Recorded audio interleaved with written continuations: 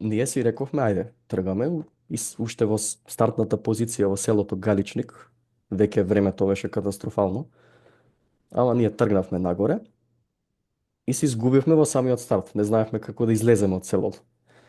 Нула искуство, плюс немавме никаква опрема. Тогаш не знаевме што е тоа водоотпорна опрема. Немавме појма.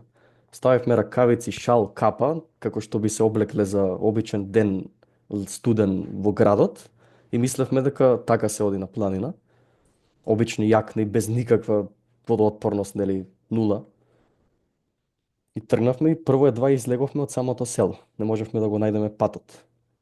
Кога едва и го најдовме, после цел час можда, што погоре одевме, дождот почна да станува град, ветрот се интензивираше секако и дојде момент каде